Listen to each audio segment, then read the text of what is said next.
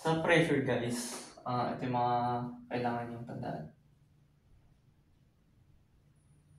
Pressure. Ang pressure ay may formula, ano siya? P. So, ang formula ng pressure ay equals to P equals to gamma H. Which is yung H is yung height, gamma is yung unit weight, P is yung pressure. Iba-iba ang paggamit ng P equals to gamma H. Minsan kasi may dalawang pressure sa isang problem. Paano yun? E di gagawin natin delta P equals to gamma H. Delta P means PB minus PA equals to gamma H. Pwede siyang ganyan. So, meron naman iba na yung sa isang tank, kunyari, isang tank, tapos marami siyang liquid. Paano mo gagawin yun? E di, since ang pressure is equals to gamma H, di ba? Pwede mo siyang gawin.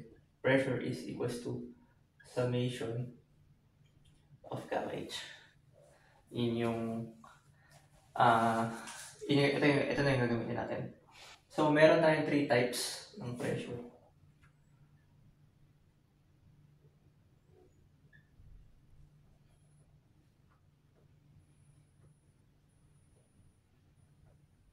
Yan. May 3 types tayo ng pressure. Una ay atmospheric pressure. Ano ba yung sabihin pag atmospheric pressure? Sabihin pressure sa air, open atmosphere. So yun. Ang atmospheric pressure ay merong 101.325 kPa. Yan. Tapos, ano rin siya sa mercury? 760 mmHg. Ayun yung mga involved sa atmospheric pressure. Next is yung P gauge. Ano yung P gauge? P gauge is yung default. Default natin yan. Ito yung gamma H. Ayun. Ito yung default. Okay? Tapos, meron pang isa, 3 types. Yung isa ay absolute pressure. Ang absolute pressure ay pag inad mo ng atmospheric pressure tsaka gauge pressure, ang lalabas absolute pressure. O yung P-abs na lang. Pwede naman yan. Ayan. So, P atmospheric plus P gauge. Paglabasan ay P absolute pressure. Ayun. Isa, ano naman, may kailangan pa pala tayong tandaan bukod dito sa tatlo. Yung mga unit weight ng water natin.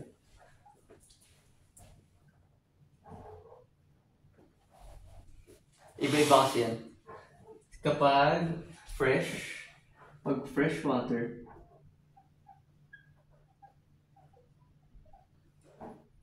one lang yan. Okay? Pag salt water,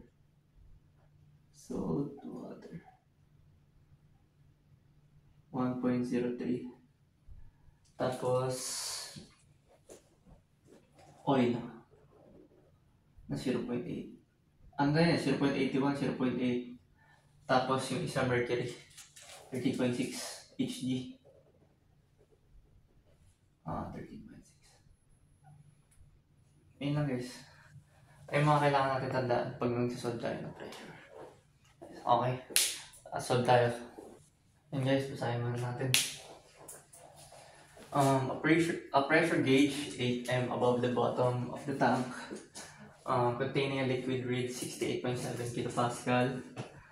Another gauge at height 3 m, 3 meters reads 77.50 kilopascals. Compute the specific weight of the liquid. So sinasabi dyan na may tatlong pressure gauge na reading. Tatlong pressure reading. Tapos given na yung mga height nila. Okay. Tapos sinasabi dito na tank daw siya. Di naman sinabi kung open or close, pero i-assume na natin na closed tank siya. Ito siya. So since may tank,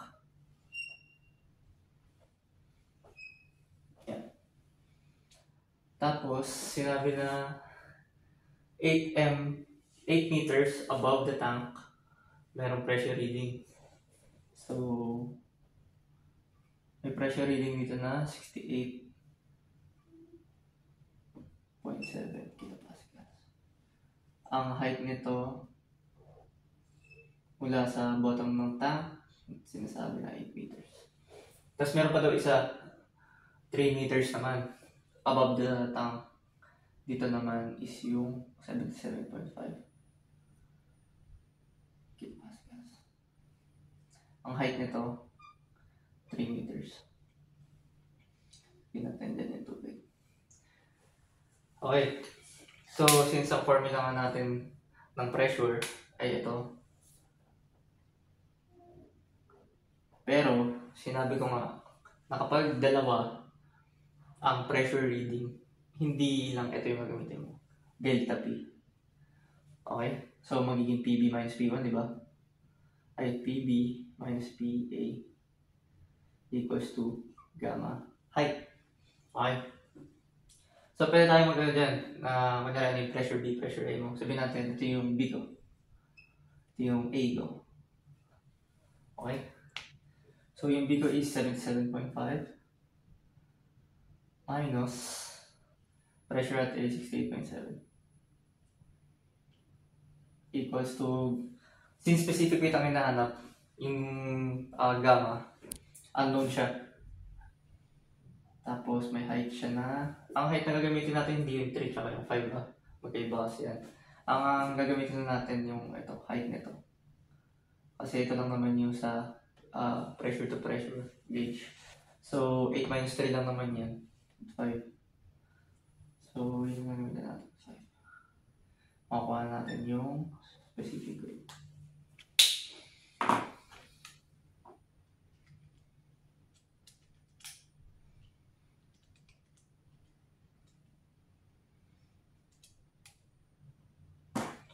Yung specific weight natin is 1.76.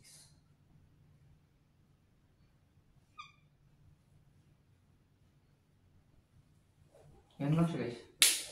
Solve pa tayo pa. Ay, di ka pala nalagay yung unit. No? Kailan Newton per ano lang naman yan. Kilopascal pa rin naman. Kilopascal o kaya kailan Newton per cubic meter. Yan, kilopascal. Nice. Yan, pressure from the dito mata. The pressure at a point in the ocean is 60 kilopascals. What is the pressure 37 meters below this point? So, tingnan natin. May binigay na pressure, pero pressure din yung hinahanap. E di, ito pa rin yung gagamitin natin, di ba? Tama. Tapos, yun, plug in lang natin. Meron ka ng PA, wala ka ng PB. So, PB mo is anong minus yung PA mo na 60 kilopascals. Tapos, yung gamma natin,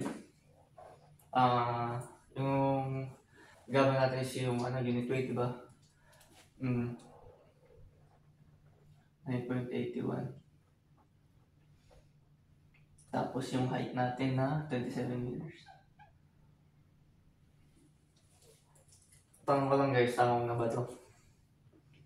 Diba may pinakita ko kanina mga unit weight, mas specific weight ng water. Ano mali dito? May mali dyan.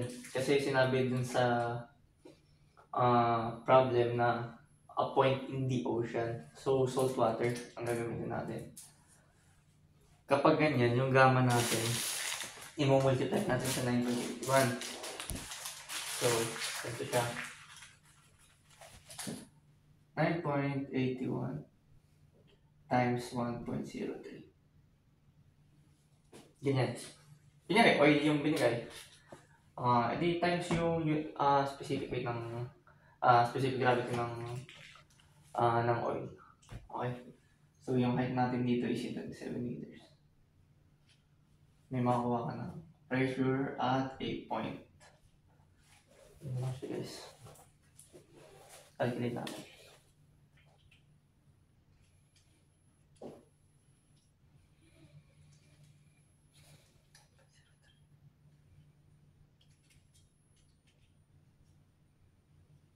Ang pressure na nakuha ko ay 332.816 kilopascal. Guys, yun lang naman siya. Pag ganitong type ng problem. Lagi nyo lang titignan, kunyari, ocean, alamin nyo na kung, kunyari, fresh water naman times 1. Pwede mo naman kahit i-neglect, di ba? Okay, next. If the pressure in the airspace above oil, na may specific gravity na 0.75, surface in a closed tank is 115 kilopascal, absolute yan absolute. What is the gauge pressure 2 meters below the surface? So yun, ang hinahanap dito, what is the gauge pressure, meron kang absolute, ano gagawin mo dyan? Diba, sabi ko nga kanina,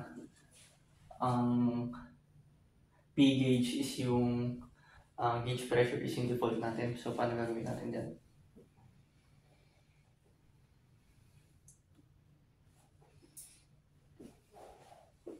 Ito ha. Diba, ang pressure natin, airspace above oil. So, may atmospheric, atmospheric pressure, open, airspace above oil. Tapos may absolute ka, makukuha mo yung P gauge, di ba? So, di ba ang P absolute is equals to P gauge plus P atmospheric. Ang atmospheric natin is 101.325. Plus, wala tayong P gauge. May absolute pressure tayo na 115. Makakuha na natin si P gauge. Si gauge pressure. Compute natin. 115 minus 1.325. Kulang pa. 13.675.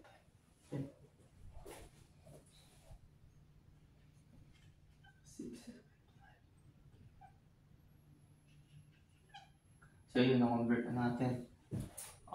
So naman hinahanap natin is yung gauge pressure 20 meters below. Okay, guys. Yung height na gagamitin natin dyan is yung 2 meters. Wala namang ibang binigay, di ba? So, ganito na ngayon. Meron ka ng gauge pressure. Tapos ang hinahanap, isa pang yung gauge pressure naman dito sa 2 meters. Di ba nga delta P is equals to gamma H, wherein delta P is equals to PB minus PA equals to gamma H. Ang hinanap yung gauge pressure 2 meters below. So, unknown pa rin si PB. Pero meron ka ng gauge pressure doon sa una. Kinonvert natin. Hindi mo siya convert, parang ginawa natin yung mismong gauge pressure nito. No absolute na given. So, 13.675 equals gamma H. 9.81 naman. Ay, hindi. May oil siya eh. May specific gravity. Di ba ang katulad sa kanina? Ocean. Ito, oil daw. Di times mo yung 0.75. Tapos yung H na 2 meters. Makakuha kang pressure at B. So natin guys.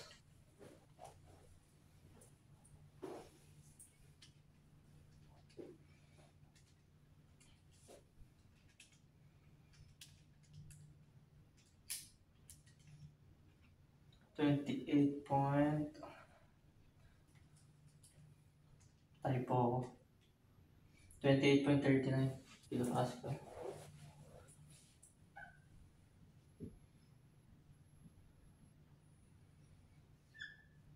Ito na yung sagot. Ayun. Diyan lang siya guys. Meron pa ako. Sulat ko lang.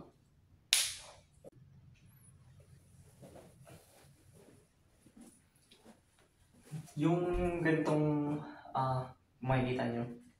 Ang tawag dito manometer. Okay.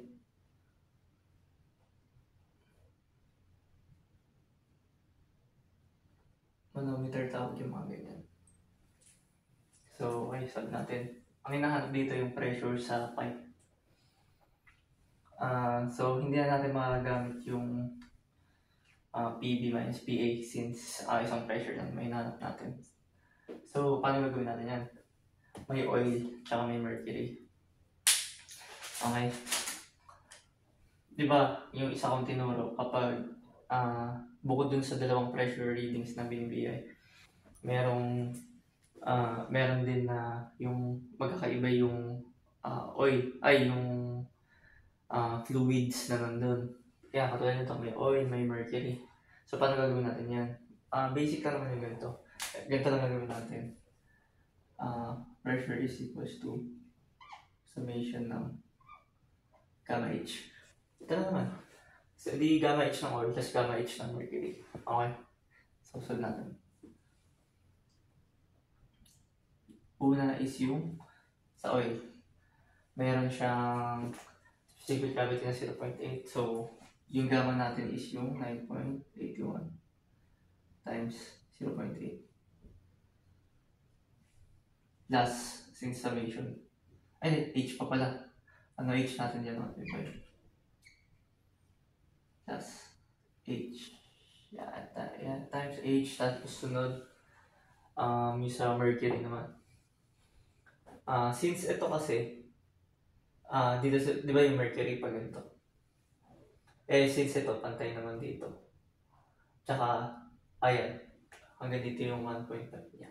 Hindi mo na kailangan isama sa H yung 1.5 na yan. Okay? Ito na lang, itong 1. Kasi since parehas to, magka-cancel din naman yung H na yan eh. So, yun lang. 9.81 times yung 1. Ano ito, mercury? 13.55 yun binigay. Times yung ito. Makuha na natin yung pressure sa pipe. Sa manometer. Tayo na. Kalit mo.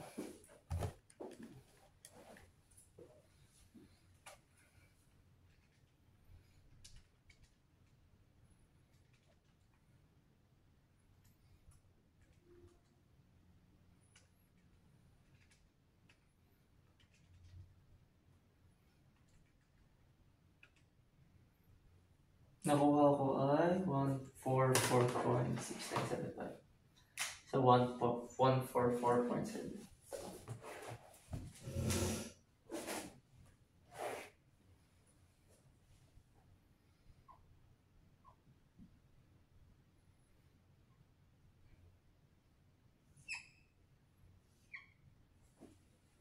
Yun lang. Ganun lang siya guys. Next, yung ganito. Tank siya na may manometer. Ay, ano ba nakalagay dito? Mercury. Sulat ko lang guys. Para hindi nakakalito. Nakalagay daw dyan ay mercury. Tingnan natin kung anong specific gravity binigay. Kung 13.6 o 13.6 naman dito. Nga katulad niya, hanapin natin ngayon yung Y. Paano natin mahanap tong Y? Dali lang naman. Ganito lang din gagamitin natin summation of gamma H lang din. Pero magsisimula tayo sa air. Since may kulang pala ako. Yung mga niya.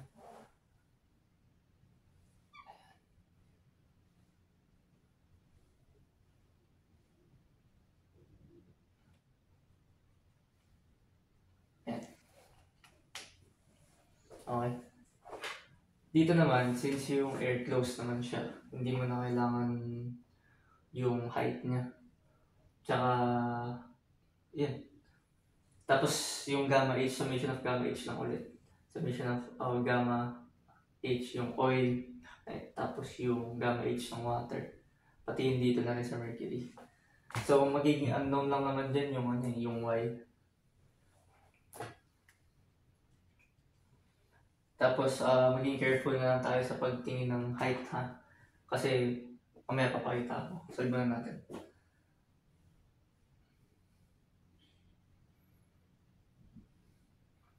So, pag ganito,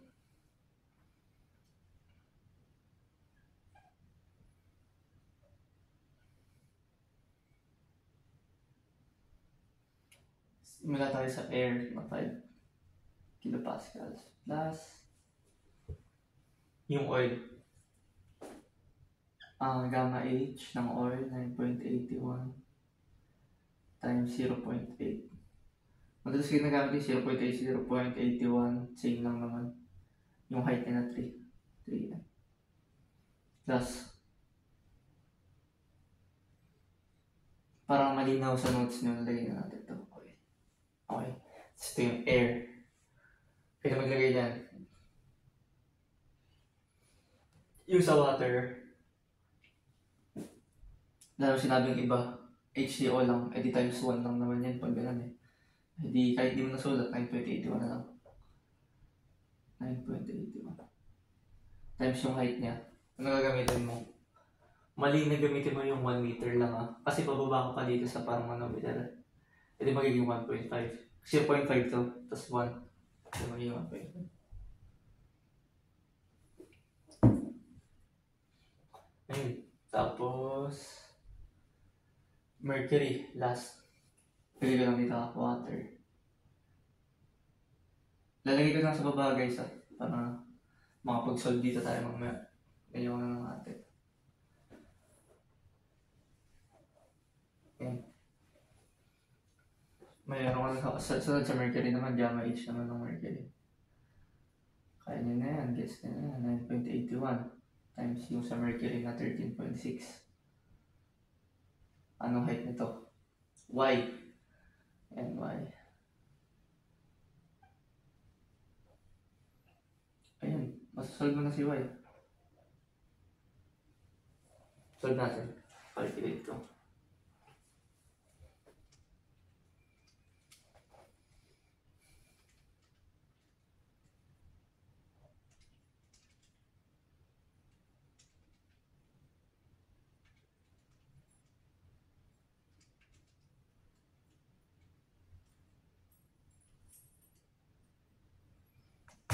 Nakuha ko 0.3 to 4. Double check lang. 5 plus 10.81 times 0.8 times 3.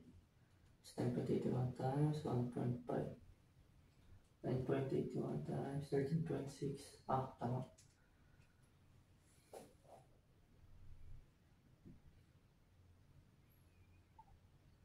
Or basically, 0.324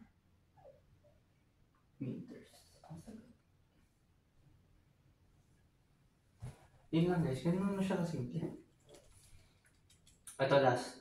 Ang inat dito, solve for H. Ito, yung height nito. Tapos pressure at A naman. Okay, sige, try natin. Pwede natin sabihin na pressure at B is equal to pressure at A, pero unahin muna natin yung dito. Mag-summation of gamma H muna tayo dito.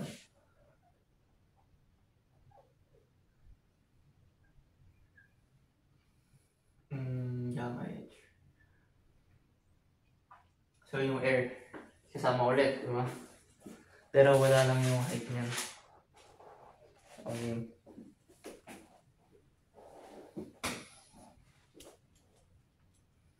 Tapos para maging kilopascals yan, ito, yung sagot mamaya natin. Hindi dapat to mm, dapat naka meters yan. So kapag kinonvert natin yan ng meters, magiging 0.7 to. Okay? So, P 175 plus 9.81. Water lang naman to, di ba? H natin na unknown. Okay? Unknown. plus 9.81 times mercury 13.6, tapos yung H niya na 0.7.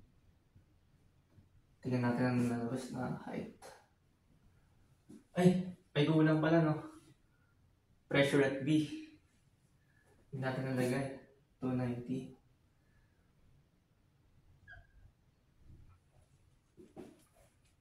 So, 290 equals to 175 plus 9.81.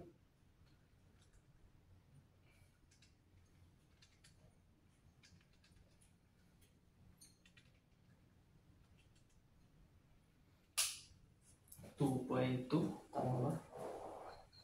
Ayun, tama. 2.203.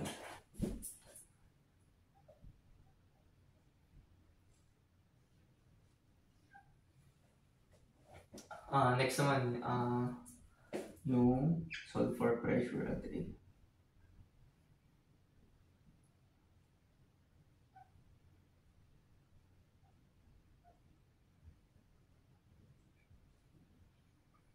So, ano naman yan? Pressure at A. Gusto gamma H na lang naman yan eh.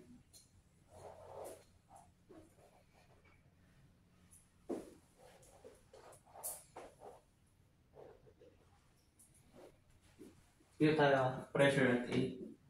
Sa side na to. Okay. Pressure at A equals sa air muna. 175 plus yung water.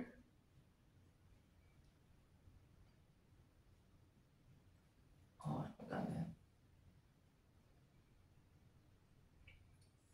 H na 2.203 plus 0.7.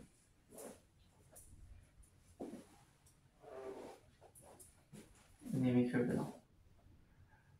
Yung H natin na 2.203 plus yung 0.7. Bakit hindi ko na sinama yung mercury? Pressure at A lang naman hinahanap natin. It's not.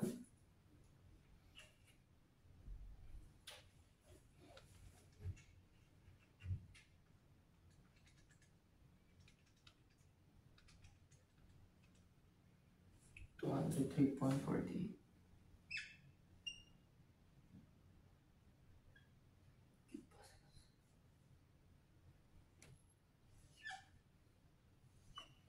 Guys.